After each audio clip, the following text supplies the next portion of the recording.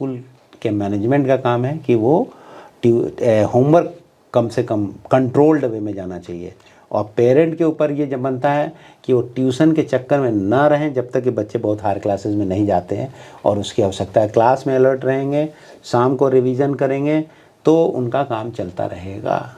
नमस्कार, 91.2 मेगाहर्ट्ज़ पर आप सुन रहे हैं रेडियो केदार। मैं हूं राजेश पांडे और आज स्टूडियो में आमंत्रित हैं खास मेहमान डॉक्टर हिमांशु शेखर जी।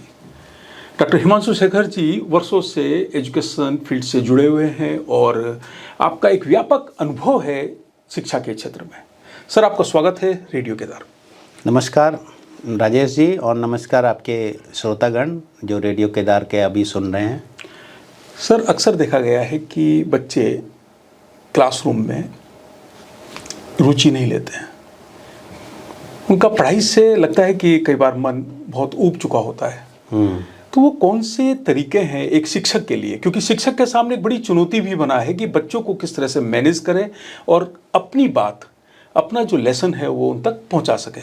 तो उनके पास ऐसे कौन से तरीके होने चाहिए जिससे बच्चे उनको ध्यान से सुने और अपनी पढ़ाई को आगे बढ़ाएं? ये क्वेश्चन फिर एक इंटरेस्टिंग क्वेश्चन है, और ये समझना बहुत ज़रूरी है कि शिक्षक जो है वो कैसा होना चाहिए, और क्योंकि बच्चों के नज़र से हम शिक्षक को देख रहे हैं, तो सबसे पहले तो शिक्षक के लिए बहुत ज़रूरी है कि उसकी पर्सनालिटी जो होनी चाहिए वो कुछ पॉजिटिविटी बिखेरती हुई होनी चाहिए, न कि मायूस लटका हुआ चेहरा, गंदे कपड़े और बाल ठीक से नहीं है, या इस तरीके के उसके जो आउटर जो उसकी है उसमें लगना चाहिए कि वो क्लास के लिए अटेंटिव हो करके तैयारी करके आया है। तो ये कुछ क्षण का इसका महत्व रहता है। नहीं, सबसे इम्पोर्टेंट जो है वो शिक्षक की पर्सनालिटी जो है वो अगर अच्छी है, पर्सनालिटी दूसरे सेंस में, जैसे शिक्षक जब क्लास में आता है तो शिक्षक से क्या बच्चे एक्सपेक्ट करते हैं।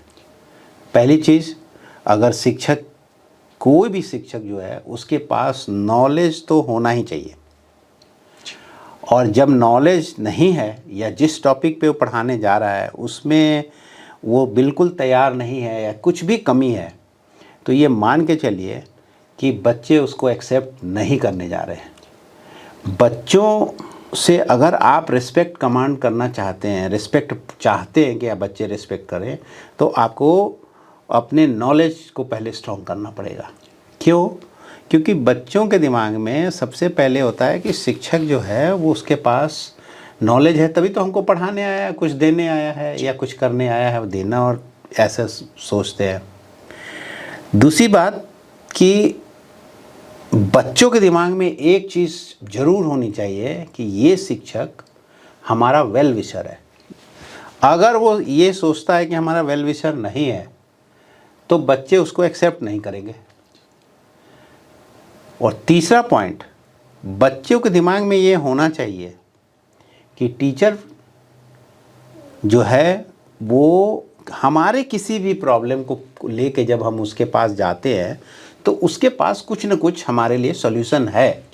अगर उसके पास सॉल्यूशन ही नहीं है तो टीचर और शिक्षक किस काम का। तो ये तीन चीज़ें तो बहुत ज़रूरी हैं। एक तो शिक्षक के पास नॉलेज होना चाहिए, दूसरा उसके ट्रस्टवर्दीनेस होना चाहिए बच्चों के अमंग, तीसरा बच्चों को ये पता होना चाहिए कि जब कभी भी हम शिक्षक के पास जाएंगे तो वो हमारी मदद करेंगे।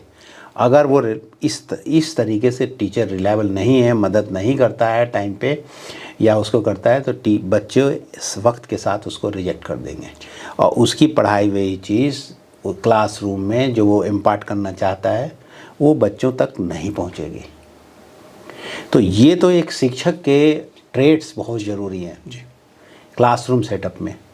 अब जब शिक्षक क्लास में आता है तो उसके पास 40 मिनट 45 मिनट का क्लास टाइम होता है, और हायर स्टडीज़ में अगर हम ग्रेजुएशन या पोस्ट ग्रेजुएशन में देखते हैं तो वहाँ पे 50-55 मिनट भी दिया जाता है पर क्लास। लेकिन आप अभी हम लोग स्कूल के क्षेत्र में बात कर रहे हैं, तो स्कूल के उसमें 40 मिनट से 45 मिनट का समय होता है बेसिकली। तो सबसे पहले जो टीचर एंटर करता है तो ये एक सेट सिस्टम होना चाहिए कि वो किन किन स्टेजेस से उस पर्टिकुलर 40-45 मिनट के उसमें गुजरता है। तो पहला जो सबसे पहले होता है उसमें 2 पार्ट होता है। टीचर जब एंटर करता है तो बच्चे उसको ग्रीट करते हैं या वो भी उसको ग्रीट करता है। वो एक प्रोसेस होता है आपस में बॉन्डिंग बढ़ाने का, और इसके लिए मनोविज्ञान में शब्द रैपो बिल्डिंग होती है। जब आप शिक्षक जो है वो बच्चों के साथ एक अपना संवाद स्थापित करता है और उसका भरोसा कायम करता है, और बच्चे तो उसको रैपो बिल्डिंग कहते हैं, जिससे बच्चे खुल के बातचीत कर सकें, अपने कठिनाइयों को सामने ला सकें कुछ। तो रैपो बिल्डिंग के लिए कुछ मिनट होने चाहिए, और उसमें उस दौरान जो क्लासरूम में पढ़ाने जा रहा है उससे संबंधित ना हो करके कुछ आम बातें की जानी चाहिए। आपने देखा होगा और सुना होगा कि जितने भी बड़े इंटरव्यू होते हैं उसमें शुरू के 2-4 क्वेश्चन सिर्फ उसको सहज बनाने के लिए किया जाता है कि वो व्यक्ति जो आया है इंटरव्यू देने वो सहज हो जाए। तो उसी ढंग से बच्चे जो क्लासरूम में हैं और जो टीचर जब वहाँ आया है तो बच्चे को पहले सहज बनाए, वहाँ पे अपने उस शिक्षा जो भी वो देना चाह रहा है, जो भी बात पढ़ाना चाह रहा है उस पे वो ध्यान केंद्रित करें। उसके लिए कुछ रैपो बिल्डिंग प्रोसेस होता है। उसके बाद तुरंत का एक चीज़ जो उसके बाद आती है कि वो पिछले क्लास में उसने क्या पढ़ाया था। तो उसको पिछले जो पीरियड में उसने कल या परसों जब भी उसने क्लास दिया था, जो भी पढ़ाया था, 5 मिनट के अंदर उसको रिवीजन उसका आवश्यक है। पूरे एजुकेशन प्रोसेस का सबसे इम्पॉर्टेंट चीज़ है रिवीजन। जो ब्रेन है उसका एक लिमिटेशन है, एक लिमिट से ज़्यादा वो एक बार में रिटेन नहीं करेगा, और फॉरगेटिंग का प्रोसेस उससे भी फास्ट होता है। तो फॉरगेटिंग को रोकने के लिए रिवीजन ही होता है। तो अब जब वो पिछले क्लास की बातों को रिवाइज करता है तो बच्चों की पुरानी मेमोरी ब्रशअप हो जाती है। अब ये शुरू के 5-6 मिनट में उसका ये तो निकल गया 40 मिनट में से। उसके बाद उसको अपने कंटेंट को डिलीवर करना है। कंटेंट को डिलीवर करने के लिए एक सर्टेन टाइम होना चाहिए जिसमें, और बहुत ही सिस्टमेटिक होना चाहिए। उसको पता होना चाहिए कि हम कितना कंटेंट डिलीवर करें जो बच्चे उतने को समझ सकें, और किस तरीके से हम उसको पढ़ाएं, उसमें क्या क्या मेथडोलॉजी यूज़ करें, वो टीचर को पहले से पता होना चाहिए। इसीलिए कहा जाता है कि उसका टीचिंग प्लान पहले से तैयार होना चाहिए। टीचर्स आज के टीचिंग प्लान को एक बर्डन समझते हैं, लेकिन वो जो पहले बर्डन है वो क्लासरूम में आपके टीचिंग को आसान करता है। तो वो मान लीजिए कि शुरू के 5-6 मिनट इसमें निकल गए, 20 मिनट अपने कंटेंट को एक्सप्लेन करने या समझाने या कुछ भी उस पे उसका समय और निकलेगा, तो 26-27 मिनट लगभग इसमें चले गए। अब टीचर को ये भी समझना है कि क्या जो हमने कंटेंट डिलीवर किया है और जो चीज़ हम चाहते हैं कि बच्चे समझ जाएं, क्या बच्चे एक्चुअली उसको समझे। अगर वो एक्चुअली समझे तो उसको जानने का क्या तरीका है, वहाँ पे उनको कोई ना कोई मेथड से असेस करना होगा। उसके लिए कोई फॉर्मल मेथड नहीं असेसमेंट का, डिस्कशन करा सकता है कि अच्छा तुमने कैसे क्या समझा, क्या नहीं समझा, तुमने कैसे किया। तो इस पूरे प्रोसेस को अगर वो 7-8 मिनट में और ये असेसमेंट के प्रोसेस को वो करता है तो इसमें 2 चीज़ें होती हैं, कंटेंट का रिवीजन हो रहा है और बच्चों का असेसमेंट भी साथ साथ हो रहा है। तो मान लीजिए 27 मिनट पहले निकला और 10 मिनट ये रिवीजन और असेसमेंट में निकल गया तो 37 मिनट निकला। अब 37 मिनट नहीं हुआ, 40 मिनट निकला। अब जब आप उसने असेस कर लिया तो उसे ये देखना है फिर से कि क्या जितने भी पॉइंट हमने पढ़ाए कोई छूट तो नहीं रहा है, क्योंकि उस दिन के जो भी उसको पढ़ाना है उसको उस दिन का ऐसा नहीं होना चाहिए कि ये बैकलॉग की तरफ रहे कि कल समझेंगे। वो चीज़ उसी समय हो जानी चाहिए और वो क्लैरिटी उसी क्लासरूम के टाइम में आ जानी चाहिए। उसको चेक करने के लिए उसको फिर से बच्चों से कुछ मेथड से 2-4-5 क्वेश्चन पूछ करके या एक्सप्लेन करने को बोल करके वो टाइम वो पूरा निकल जाता है। अगर ये पूरा स्टेप फॉलो करेगा टीचर और अपने को तैयार करके रखेगा जिससे उसकी एक्सेप्टेबिलिटी क्लास में भी ज़्यादा रहे, तब ये बहुत ही अच्छे तरीके से आगे बढ़ेगा और अगले दिन फिर जाएगा तो वही फिर रिवाइज करेगा जी। तो इससे उसको टीचर का तो ये मेथड होना बहुत ज़रूरी है। जैसा कि डॉक्टर हिमांशु शेखर जी अभी बता रहे हैं कि टीचर अपना टीचिंग प्लान पहले तैयार करके फिर क्लास में एंट्री करें, और आपने बताया कि उनकी एंट्री किस तरह से होनी चाहिए और बच्चे उनको किस तरह से एक्सेप्ट करें, उनको स्वीकार करें। इस तरह की जो गुण हैं टीचर के उसके बारे में आपने खासकर फोकस किया इन बातों पर।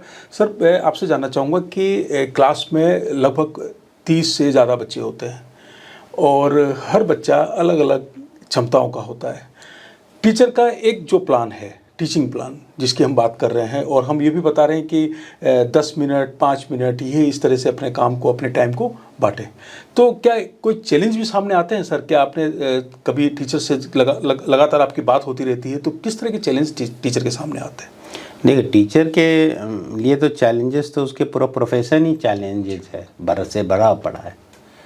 और अब आप 40 बच्चे क्लास में अगर बैठे हैं, मैक्सिमम 40 परमिसिबल भी है, 40 बच्चे बैठे हैं तो 40 बच्चों में आप ये मानिए कि 3-4 ग्रुप के लेवल के बच्चे वहाँ बैठे हुए हैं और उन सबको बेसिक चीज़ें समझाना है। कुछ ऐसे हैं बच्चे जिनका लेवल अभी काफ़ी वो कमज़ोर है, तो उनको बिल्कुल बेसिक चीज़ें समझानी है। और कुछ ऐसे बच्चे हैं उसी क्लास में जो एवरेज हैं, 2 ग्रुप मान लेते हैं, और तीसरा ग्रुप वो है जो एवब एवरेज बच्चे बैठे हैं एकेडमिक लेवल के। तो देखिए, सबसे इम्पॉर्टेंट होता है कि जो एवरेज बच्चे हैं वो तो उनके लिए तो एक टीचिंग स्टाइल अच्छा रहता है, लेकिन बिलो एवरेज और एवब एवरेज के लिए प्रॉब्लम है। तो उनके लिए उस टीचर को उसी क्लास टाइम में, उसी पीरियड में ध्यान देना पड़ता है कि हम क्या करें कि इनके लिए तो बेसिक हो जाए और उनके लिए कुछ चैलेंजेस उनको मिलें।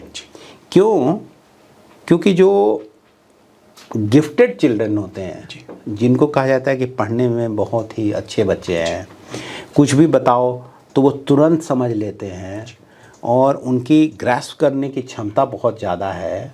और कई को तो मैंने अपने ज़िंदगी में देखा है जिनकी फ़ोटोग्राफिक मेमोरी होती है, ऐसे पेज पलटते हैं और वो उनको याद रहता है। तो अब उन्होंने एक्स्ट्रा मेहनत तो नहीं किया है, लेकिन प्रभु ने कुछ उनके अंदर ऐसी चीज़ें दे दी हैं, इंटेलिजेंस लेवल, कि वो करते हैं। हम लोगों को पहले पढ़ते थे कि स्वामी विवेकानंद की मेमोरी ऐसी होती कि फ़ोटोग्राफिक मेमोरी थी, जो भी ऐसे जल्दबाजी में भी देखते थे वो सब कुछ उनको याद रहता था।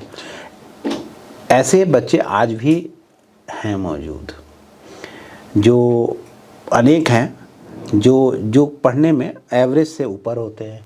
उनके लिए क्या टीचर करे, उनके लिए क्या उनको चैलेंजेस दे जिससे कि उनका पढ़ाई में मन लगा रहे। नहीं तो उनके लिए पूरा क्लास बोरिंग होता है, और बोरिंग का नतीजा ये होता है कि बच्चे क्लासरूम में दूसरे बच्चों को डिस्टर्ब करते हैं, टीचर को भी तंग करते हैं, क्योंकि उनके लिए क्लासरूम इंटरेस्टिंग है ही नहीं। आप जो पढ़ा रहे हैं वो उसको पहले से पता है, और नई चीज़ आप उसको दे नहीं रहे हैं जिससे उसका माइंड में कुछ नई खुराक मिले तो कुछ करे। तो उसके लिए भी टीचर को ध्यान देना बहुत ज़रूरी है। नहीं तो ऐसे बच्चे प्रॉब्लमेटिक बच्चे बनकर निकलते हैं स्कूल में। और ये रिसर्च के फाइंडिंग है, अमेरिका के जितने भी बड़ी यूनिवर्सिटीज़ है और उसमें ये सारे रिसर्चेज जो हुए हैं, खासकर हार्वर्ड यूनिवर्सिटी में और 2-4 जो यूनिवर्सिटी एजुकेशन पे ज़्यादा काम करती है, उनके रिसर्चेज में बहुत चीज़ें निकल के आई हैं कि गिफ्टेड चिल्ड्रन जो होते हैं कई बार इनडिसिप्लिन के कैटेगरी में दिखाई पड़ते हैं मैनेजमेंट को, स्कूल मैनेजमेंट को, टीचर्स को, और उनके ऊपर वही ठप्पा लगता है और आगे निकल जाते हैं। जबकि वो बहुत ही गिफ्टेड थे, अगर उनके टैलेंट को सही समय पर पकड़ा जाता तो वो अपने क्षेत्र में बहुत ही अच्छा करते। मतलब आज के युग में जितने भी गिफ्टेड जो बहुत अच्छा कर रहे हैं लाइफ में या बहुत बदमाशी कर रहे हैं, उसमें अनेक गिफ्टेड चिल्ड्रन हैं जो जिनकी ज़िंदगी बर्बाद हो गई जस्ट बिकॉज कि टीचर समझ ही नहीं सका कि ये गिफ्टेड बच्चे हैं, इनको कुछ और ही चीज़ें हमें पढ़ानी है।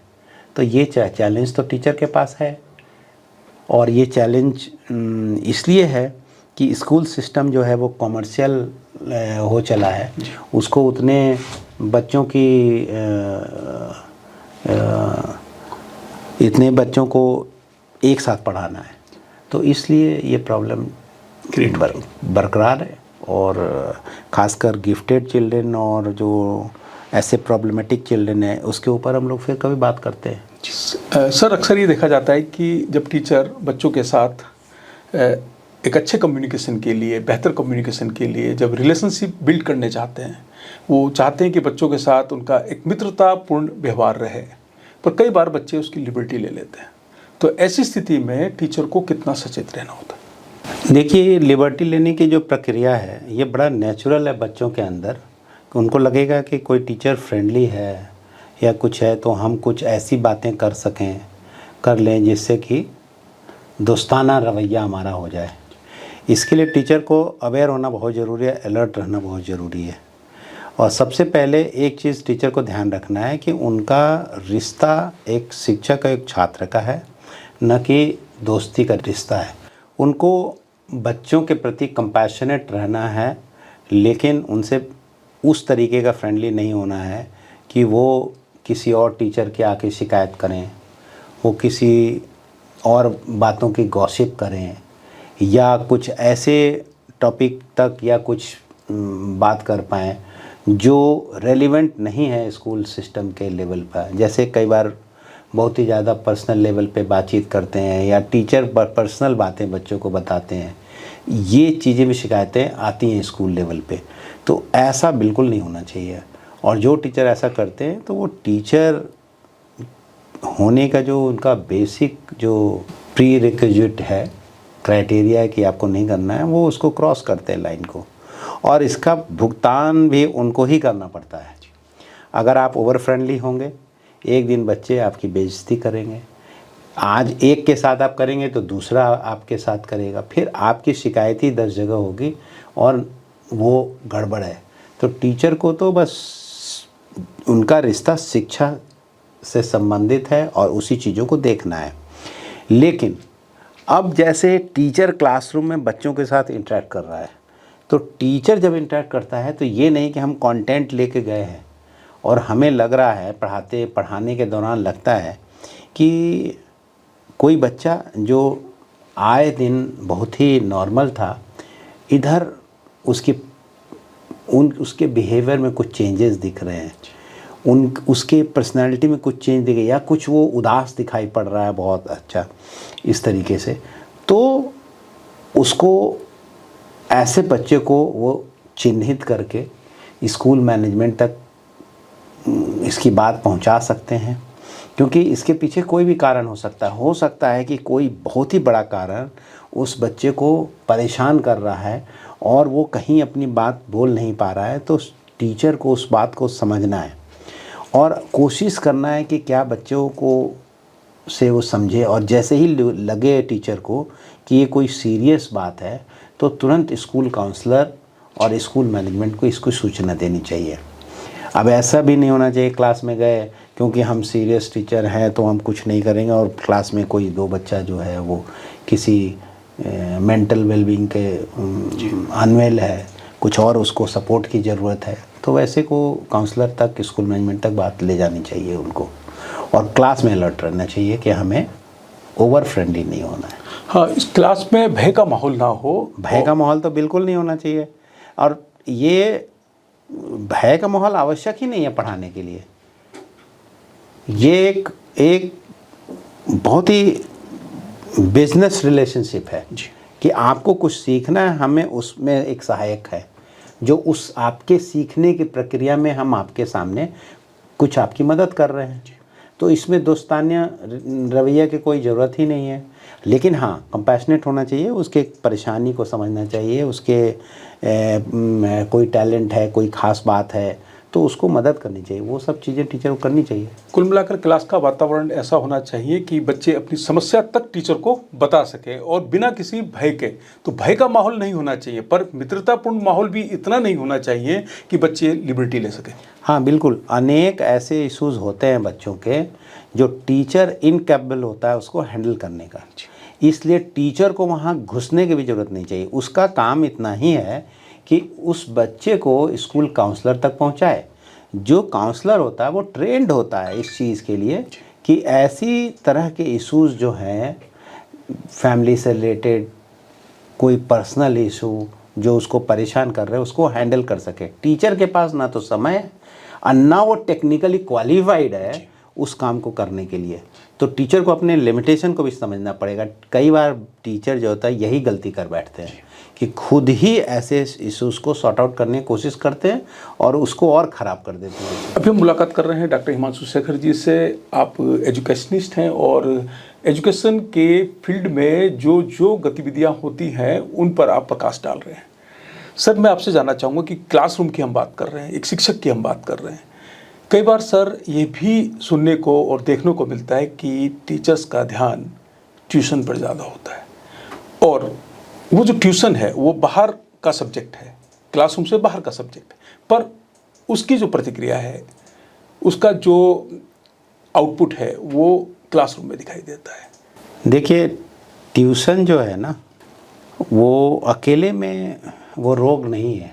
ये दो रोग जो हैं, जैसे कहते हैं कि ट्यूशन के साथ हमेशा होमवर्क का बड़ा दोस्ताना व्यवहार होता है। दोनों गले में हाथ लगा के घूमते हैं। अब होमवर्क की ये बात है कि जो टीचर होता है वो कुछ अपने बोझ को कम करने के लिए बच्चों को खूब होमवर्क देता है।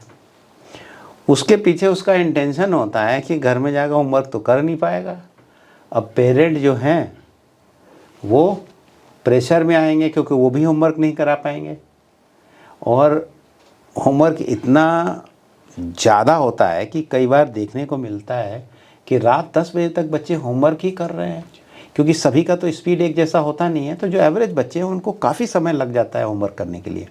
इसके पीछे एक पॉलिसी की भी कमी होती है स्कूल की कि होमवर्क कितना दिया जाना चाहिए। और होमवर्क जो हम दे रहे हैं, अगर मान लीजिए एक क्लास में 6-7 सब्जेक्ट बच्चे पढ़ते हैं और सारे टीचर होमवर्क दे दें एक ही दिन या हर दिन, तो बच्चे की तो आफत आ जाएगी होमवर्क करते करते। तो इसको होमवर्क बहुत ही मिनिमम होना चाहिए और होमवर्क का पर्पस होता है रिवीजन कराना, न कि कॉपी पेस्ट करना कि कहीं से उठाओ और कहीं लिखो। और 99% चांसेस में जो देखा जाता है वो सिर्फ कॉपी और पेस्ट होता है। क्वेश्चन दे दिए, कहीं से उतारो कहीं लिखो। या फिर अगर साइंस के सब्जेक्ट में दिया जाए तो एक ही चीज़ को या उसका डिफ़िकल्टी लेवल बढ़ा करके दे दिया जाता है कि बच्चे कर रहे हैं और करके लाएं। तो आज पहले का तो समय था कि बच्चे किसी को पूछते थे, टीचर पूछते थे। आजकल होमवर्क करने के लिए बच्चे अपना पूरा समय बर्बाद करते हैं। तो वो तो गूगल से करते हैं और सबसे अच्छा उनको मिल गया है, चैट जीपीटी से अपना आंसर भी बना देते हैं, लिख देते हैं, प्रॉम्प्ट ऐसा देते हैं, बच्चे प्रॉम्प्ट सब जान गए हैं, लिख देते हैं I am a student of class this and I want answer of this question. तो चैट जीपीटी उसी बेसिस पे आंसर दे देगा। और ये भी कह सकते हैं कि अगर टीचर ने लिखा है कि इन 100 वर्ड्स तो लिख देंगे इन 100 वर्ड्स, प्रॉम्प्ट में ही लिखेंगे तो 100 वर्ड्स का आंसर आएगा। तो ये सारी चीज़ें बच्चों के इंटेलेक्चुअल लेवल को बढ़ाता नहीं है, बच्चों के लर्निंग लेवल को नहीं बढ़ा रहा है। मतलब उनका लर्निंग हो ही नहीं रहा है, वो सिर्फ अपना टाइम वेस्ट कर रहे हैं। तो ट्यूशन जो है वो मेरे ख्याल से स्कूल के टीचर, और ये सीबीएसई और आईसीएसई के डिसीजन भी है, सीबीएसई तो कहती है कि आप ट्यूशन अपने स्कूल के स्टूडेंट को नहीं पढ़ाएंगे, लेकिन ऐसा संभव नहीं है। ऐसा होता नहीं है। सच्चाई ये है कि जो साइंस के और कुछ सब्जेक्ट के टीचर्स हैं वो शाम को उनके ट्यूशन के बाज़ार सजे होते हैं और वो बैच के बैच पढ़ाते हैं, अलग अलग एज ग्रुप को ये सब करते हैं। तो क्लासरूम को डिफ़िकल्ट बनाते हैं, होमवर्क को डिफ़िकल्ट बनाते हैं, तो बच्चे ट्यूशन में आ जाते हैं। और पेरेंट की भी एक बहुत बड़ी कमी है इसमें। वो सोचते हैं कि फ़लाने टीचर से इनकी ट्यूशन लगा दें तो स्कूल में पढ़ाते हैं तो बच्चे को नंबर ज़्यादा मिल जाएगा, लेकिन वो समझ नहीं रहे कि वो अपने ही बच्चे का भविष्य बर्बाद कर रहे हैं। नंबर ज़्यादा आना इम्पोर्टेंट नहीं है, इम्पोर्टेंट है कि बच्चा ज़्यादा सीखे।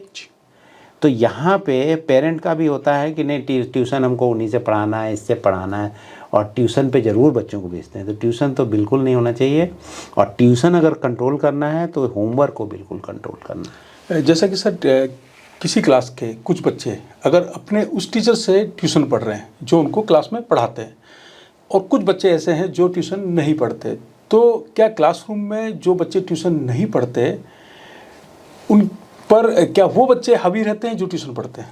देखिए, आप सोचिए, टीचर भी इंसान और जो बच्चा पढ़ने ट्यूशन के लिए जाता है उनसे, वो भी इंसान है। तो जब आपको पैसे का मोह है तभी तो आप ट्यूशन पढ़ा रहे हैं। तो आपका जाने अनजाने में, कॉन्शियसली अनकॉन्शियसली, आप जो हैं वो उन बच्चों के प्रति ज़्यादा आपका आकर्षण रहेगा, लगाव रहेगा जो आपसे ट्यूशन पढ़ा रहे हैं। उनके जब आप उनके मार्किंग भी करते हैं तो वो भी आप लिबरल होंगे बनिस्बत के दूसरे बच्चे को। शिकायत हर स्कूल में बनी होती है कि वो ट्यूशन उनसे पढ़ता है इसलिए उनको ज़्यादा मार्क्स मिलते हैं, मैं नहीं पढ़ता हूँ तो मुझे फेल होता हूँ। ये इस तरह की इतनी तरह की कहानियों को अगर समाप्त करना है तो ट्यूशन के बाज़ार को ही समाप्त करना पड़ेगा कि स्कूल के टीचर स्कूल के बच्चों को ट्यूशन न पढ़ाएं। क्योंकि आप रोक तो नहीं सकते कि पढ़ें या ना पढ़ें, लेकिन अपने टीचर को आप रोक सकते हैं कि आप नहीं पढ़ाएंगे, ये पहला क्राइटेरिया है। तो ये करना ज़रूरी है। लेकिन ये करने के साथ साथ स्कूल के मैनेजमेंट का काम है कि वो होमवर्क कम से कम कंट्रोल्ड वे में जाना चाहिए, और पेरेंट के ऊपर ये जब बनता है कि वो ट्यूशन के चक्कर में ना रहें जब तक कि बच्चे बहुत हायर क्लासेस में नहीं जाते हैं और उसकी आवश्यकता है। क्लास में अलर्ट रहेंगे, शाम को रिवीजन करेंगे तो उनका काम चलता रहेगा। बिल्कुल सही कहा सर आपने कि अगर होमवर्क ज़्यादा है तो रिवीजन का समय ही नहीं मिल पाता है, और जब क्लासरूम में ट्यूशन वाले बच्चे हावी हो जाएंगे तो क्लासरूम का एक जो वातावरण है, जो एक बेहतर एजुकेशन के लिए जो वातावरण बनना चाहिए, वो बिगड़ जाएगा। एक पहलू तो ये है कि जब आप किताब के लैंग्वेज को अप्रिशिएट करते हैं क्लासरूम में होमवर्क के रूप में, जो बच्चे लिख के लाते हैं या क्लास के भी कोई उसमें बुक्स का जो लैंग्वेज है, तो उनका लैंग्वेज का अपना किसी ऑथर ने लिखा है, वो उसका लैंग्वेज है। बच्चों का लेवल अलग है तो उसका लैंग्वेज डिफरेंट होगा। तो जब वो चीज़ वो अपनी कॉपी पे लिखेगा तो जब कभी भी रिवीजन करने जाएगा उसको समझ में नहीं आएगी बात बहुत ठीक से। तो शब्द तो ऐसे उपयोग होने चाहिए और शब्द बच्चों को अपने तरीके से निकालना चाहिए, उनके अपने लैंग्वेज में ही आंसर होना चाहिए। हाँ, टीचर का काम है उसके कि ग्रामेटिकल एस्पेक्ट को देख ले, उसके टेक्निकल एस्पेक्ट को देख ले कि वो सही है कि नहीं सही है, और अगर वो सही है तो वो उस आंसर से बेटर है, क्योंकि ये चीज़ जो अपने से वो लिखेगा वो ज़्यादा समय तक उसको याद रहेगी, और वो लिखी हुई चीज़ उसको बिल्कुल याद नहीं रहेगी। 48 आवर्स में तो उसका मेमोरी जो है वो कम होकर के रिटेंशन उसका सिर्फ 20-25% बचेगा। तो जो इस तरह की प्रवृत्ति है क्लासेस में, इस तरह की जो प्रवृत्ति है, क्या ये रटने की जो आदत है उसको बढ़ा रहा है? भाई, ये तो शुरू से ही कहा जा रहा है कि ये सब नहीं करना है, रोट लर्निंग के अगेंस्ट शुरू से ही बोला जा रहा है। लेकिन चक्कर क्या है कि इसके पीछे एक बहुत बड़ा सिस्टम फेलियर है। जो टीचर अभी पढ़ा रहे हैं स्कूलों में, उसमें 80% पूरे देश के टीचर्स ट्रेनिंग जब हो रहा था तो उन्होंने क्लास नहीं अटेंड किया है। अगर अटेंड किया है तो वहाँ उनके टीचर भी वैसे ही बेकार थे। और जिस थोक में national council of teacher education ने मान्यता दी ऐसे इंस्टीट्यूट्स को, और इंस्टीट्यूट ने भी जो है वो बच्चों को ऐसे ही अटेंडेंस देते रहे, क्योंकि उनको तो संख्या चाहिए, नई संख्या है, वो बच्चे भी उसी स्कूल में एडमिशन लेते हैं कॉलेज में, जहाँ पे अटेंडेंस ना लिया जाए और वो कुछ और बिजनेस करते रहें, पढ़ते रहें, पढ़ाते रहें, कुछ भी करें, उनको वो डिग्री बीएड की मिल जानी चाहिए। बीएड की डिग्री मिल जा रही है और सीखना हुआ नहीं, तो ये 2 साल का जो कंपल्सन बनाया एनसीटीई ने, ये क्यों बनाया? और इसका फ़ायदा ही क्या हुआ? पहले 1 साल का बीएड था तो 1 ही साल बर्बाद करते थे, अब इससे 2 साल का हो गया तो 2 साल वो इंस्टीट्यूट कॉलेज को पैसा दे रहे हैं, पढ़ने कुछ नहीं रहे, सीख रहे नहीं। और जब सीखेंगे नहीं, जितने भी एजुकेशनल थ्योरी हैं वो एक उनको नहीं पता है, 90% लोगों को नहीं पता है। तो जिनको वो पता ही नहीं है वो बच्चों को समझेंगे कैसे? और वहाँ पढ़ाया जा रहा है डेवलपमेंटल थ्योरीज पढ़ाया जा रहा है, वहाँ एजुकेशनल थ्योरीज पढ़ाया जा रहा है, वहाँ आपको आईटी सिस्टम पे कैसे पढ़ाया जाता है, टेक्नोलॉजी से वो सब पढ़ाया जाता है, वहाँ और सब चीज़ें सिखाई जा रही हैं। तो वो चीज़ें तो उन्होंने सिखाई नहीं, तो क्लासरूम में आप आ गए। वो उसी तरीके का है कि डॉक्टर ने कोई पढ़ाई की नहीं, ऑपरेशन करने चला गया, इंजीनियर ने कुछ किया नहीं और चला गया एडवांस हवाई जहाज़ चलाने, पायलट। वैसा ही है कि अगर टीचर ने ट्रेनिंग ठीक से नहीं की और क्लास में आ गया पढ़ाने, तो एक्सीडेंट ही करेगा और जनरेशन के जनरेशन वो बर्बाद करेगा जब तक कि पढ़ाएगा। किसी ने कहा इसीलिए कि अगर कोई इंजीनियर कोई गलती कर दे बिल्डिंग बनाने के दौरान, तो उसको प्लास्टर करके छुपाया जा सकता है, उसकी कमियों को दबाया जा सकता है और उससे ज़्यादा असर नहीं होगा, ठीक है जी। और अगर डॉक्टर कोई गलती कर दे तो उस व्यक्ति को जलाया जा सकता है, गलती कर दिया, मर गया तो या तो जलाया जाएगा या दफना दिया जाएगा, इतना ही होगा जी। लेकिन अगर कोई टीचर गलती कर रहा है तो जनरेशन के जनरेशन वो कौम को बर्बाद कर रहा है। टीचर की ट्रेनिंग बहुत ही स्ट्रिक्ट होनी चाहिए, जिस पे अभी कड़ाई नहीं है, और जिस दिन ये कड़ाई शुरू हो जाएगी उस दिन परिस्थितियां बदल जाएंगी। अब ये जो न्यू एजुकेशन पॉलिसी आई है उसके तहत एक बड़ा अच्छा है, अब पता नहीं कितना चलेगा, लेकिन ये जो 4 ईयर कोर्स किया है 12th के बाद, ये अच्छा है कि आप पहले ही डिसाइड कर लो ना कि आप टीचिंग लाइन में जा रहे हो। तो इसलिए वैसे जो टीचर आएंगे वो बेटर इक्विप्ड होंगे, रेदर देन जो एमए कर लिए, कहीं और जॉब नहीं मिला तो चलो बीएड कर लेते हैं, बीएड करके स्कूल में आ गए दबाव डाल करके सस्ते में पढ़ाने के लिए।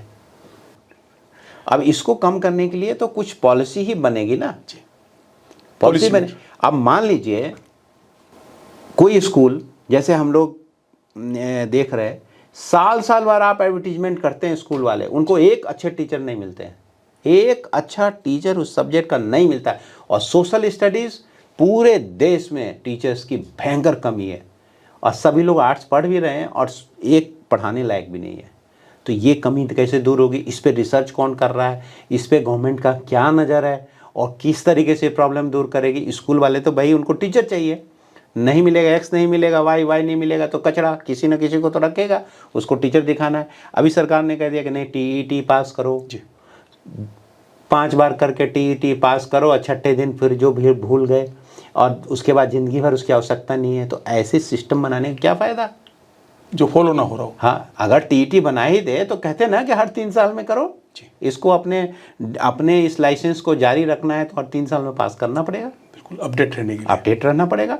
और नॉलेज, अब अगर मान लीजिए किसी ने 80s में 90s में डिग्री लिया है और उस समय का नॉलेज, जो उस समय का वर्तमान नॉलेज और टीचिंग सिस्टम था उससे आज ही पढ़ा रहा है, और ये 2024 है, एआई का टाइम है यहाँ। और अभी 4 साल के बाद क्या होगा किसी को पता है? नहीं। दुबई में लोग अब एयर टैक्सी का बना रहे हैं प्लेटफॉर्म, कि यहाँ से उड़ेगा वहाँ जाएगा। और अभी तो कई कंपनीज़ ने बनाना शुरू कर दिए कि छोटे छोटे टैक्सी अपना उड़ाइए, हेलीकॉप्टर जैसा ड्रोन, जिससे आप एक जगह से दूसरे जगह जाएंगे। टेक्नोलॉजी इतने एडवांस है कि अभी आपने सुना ही कि एक रोबोट ने सुसाइड तक कर लिया, मतलब रोबोट में भी इमोशंस आ गए, जबकि उसके लिए उसको प्रोग्राम नहीं किया गया था। रोबोट ने खुद ही अपने आप को प्रोग्राम करके, और ह्यूमन से उसका इंटरेक्शन बहुत ज़्यादा था तो उसने इमोशन अपने अंदर ले लिया, और उसने अभी पिछले इसी जुलाई में 14 जुलाई को साउथ कोरिया में उसने जंप लगा लिया और उसने सुसाइड किया। इतना ऐसी ऐसी चीज़ें हो रही हैं। हम इस युग में हैं और हम किस युग की पढ़ाई करा रहे हैं? अपडेट तो होना पड़ेगा सर। और कहते हैं कि हम बच्चों के लिए कर रहे हैं। अच्छा, जो पढ़ के सफल भी हो रहे हैं उनकी पर्सनालिटी देखिए। क्यों? कि उनको झोंक दिया गया था 6, 7, 8 से सिर्फ कंपटीशन करने के लिए। पर्सनल लाइफ में वो 10 मिनट आप उनसे बात तक नहीं करना पसंद करेंगे। ऐसे कौम को आप क्रिएट कर रहे हैं जो समाज के प्रति उनकी कोई कंपैशन नहीं है, जो दूसरों की मदद नहीं करना चाहते हैं, जो केवल अपने बारे में सोचते हैं। तो यही अगर एजुकेशन का सिस्टम है तो बहुत अच्छा है। अभी हम बात कर रहे थे डॉक्टर हिमांशु शेखर जी से। आप वरिष्ठ मनोवैज्ञानिक हैं और आपने अभी हमें टीचर के क्या गुण होने चाहिए और सबसे इम्पोर्टेंट आपने बताया कि जो होमवर्क और जो ट्यूशन है उसके बीच में जो अंतर संबंध है वो बच्चों का भविष्य किस तरह से खराब करता है, उनको कैसे दोहराए पर लाकर खड़ा कर देता है, उसके बारे में आपने हमें बड़े विस्तार से और बड़ी अच्छी जानकारी आपने हमें दी है। तो सबसे इम्पोर्टेंट ये है कि पेरेंट्स को बड़ा सतर्क होने की ज़रूरत है और टीचर को अपने क्लासरूम में सजग रहने की ज़रूरत है। सर, आपने बहुत अच्छी जानकारी हमें दी है और पेरेंट्स और स्टूडेंट्स की आंखों को आपने खोलने का काम किया है। सर, आपका बहुत बहुत आभार, बहुत बहुत धन्यवाद। बहुत बहुत धन्यवाद।